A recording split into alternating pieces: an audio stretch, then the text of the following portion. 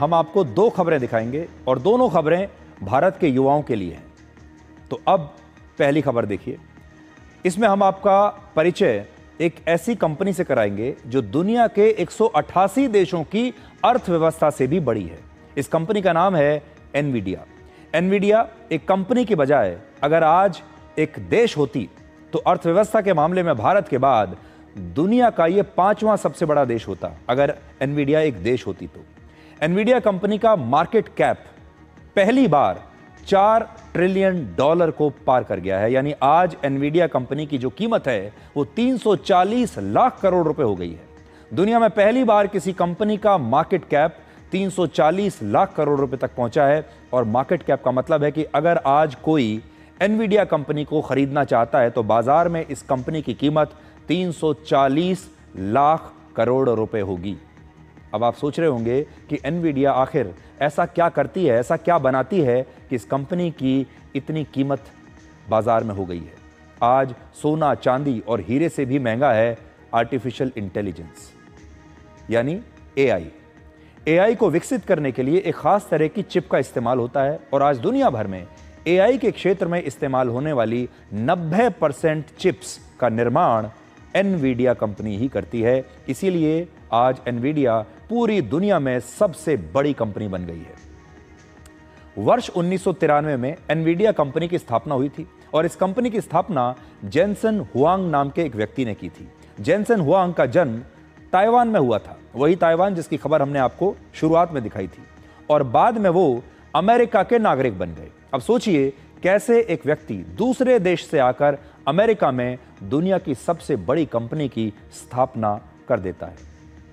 कई बार हम लोग सोचते हैं कि बाहर से आने वाले जो लोग हैं, जिन्हें हम कई बार शरणार्थी कह देते हैं, हर देश सोचता है कि बाहर से आने वाले लोग हम पर बोझ हैं, उन्हें वापस भेज देना चाहिए। लेकिन इस व्यक्ति को देखिए, ये भी बाहर से आया, ताइवान से अमेरिका में जाकर बसा और अमेरिका में जाकर इसने एनवीडिया जैसी कंपनी की स्थापना कर दी। और एक बड़ा दिलचस्प तुलना हम आपको दिखाते हैं। अगर एनवीडिया की तुलना आप भारत की अर्थव्यवस्था से करें तो क्या दिखाई देगा। भारत की अर्थव्यवस्था वर्ष 2007 में $1 ट्रिलियन की हुई थी और $4 ट्रिलियन तक पहुंचने में हमें 18 वर्ष का समय लगा। आज हमारी अर्थव्यवस्था $4 ट्रिलियन की है। और दूसरी तरफ अगर आप देखें 2023 में एनवीडिया पहली बार $1 ट्रिलियन की कंपनी बनी और सिर्फ 2 साल के अंदर ही, यानी इस साल 2025 आते आते ये $4 ट्रिलियन की कंपनी बन गई। आज दुनिया की सभी बड़ी कंपनियों में एआई का इस्तेमाल बढ़ता जा रहा है। आज से 15 साल पहले जिन लोगों को कंप्यूटर की जानकारी थी उन लोगों की सैलरी ज्यादा हुआ करती थी और लोग कहते थे कि कंप्यूटर इंसानों की नौकरियां ले लेगा। फिर कंप्यूटर का दौर आया। आज समय ऐसा है जब हर व्यक्ति कंप्यूटर का इस्तेमाल करता है। आपके फोन में कंप्यूटर लगा हुआ है। फोन भी एक छोटा मोटा एक पोर्टेबल कंप्यूटर है और कंप्यूटर इस्तेमाल करना आज कोई बड़ी बात नहीं है, हर आदमी इस्तेमाल कर रहा है। अब वही स्थिति एआई की होने वाली है और जिन लोगों को एआई की जानकारी है, जो लोग एआई का इस्तेमाल करना जानते हैं, उन लोगों की नौकरियां बची रहेंगी। सिर्फ बची ही नहीं रहेंगी बल्कि उनकी तनख्वाहें भी बहुत ज्यादा रहेंगी। तो बहुत सारे लोग कहते हैं कि एआई इंसानों की नौकरी ले लेगा, लेकिन हम ये कहना चाहते हैं आज आपको कि अब इस दुनिया में 2 प्रकार के लोग होंगे। एक वो जो एआई का इस्तेमाल करना नहीं जानते और एक वो जो एआई का इस्तेमाल करना जानते हैं। जो लोग एआई का इस्तेमाल करना जानते हैं उनकी नौकरियां बची रहेंगी और जो नहीं जानते उनकी नौकरियां चली जाएंगी। और ये नौकरी एआई नहीं बल्कि एआई को जानने वाले इंसान दूसरे इंसानों की नौकरी ले लेंगे और उन्हीं की तनख्वाहें भी आगे बढ़ेंगी, उन्हीं की, आप समझिए, भविष्य भी उन्हीं का है। एक और रिपोर्ट के मुताबिक एआई जानने वाले लोगों की सैलरी उन लोगों की तुलना में 56% ज्यादा है जो एआई नहीं जानते। जिन कंपनियों में एआई का इस्तेमाल बढ़ रहा है उन कंपनियों की आमदनी 3 गुना बढ़ गई। आज दुनिया की सभी इंडस्ट्रीज में एआई का प्रयोग हो रहा है। अब पारंपरिक नौकरियां जैसे हार्डवेयर का काम या फिर कॉलेजों में एक जो केवल ग्रेजुएशन कर लेना ही पर्याप्त नहीं है। अब स्थितियां बदल रही हैं।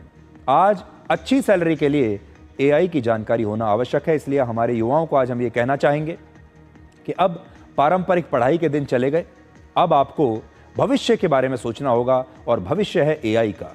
और एआई पर अगर आप अपना ध्यान केंद्रित करेंगे, एआई के बारे में और ज़्यादा पढ़ाई करेंगे तो आपकी नौकरी भी अच्छी होगी और तनख्वाह भी अच्छी होगी। एक उदाहरण देखिए, तृपित बंसल आईआईटी कानपुर से ग्रेजुएट हैं और एआई रिसर्चर हैं और इसी महीने उन्होंने मेटा में नौकरी करने के लिए 854 करोड़ रुपए का पैकेज लिया है। इस व्यक्ति की जो तस्वीर आप देख रहे हैं, इनकी जो तनख्वाह है, नई तनख्वाह, वो 854 करोड़ रुपए के आसपास है।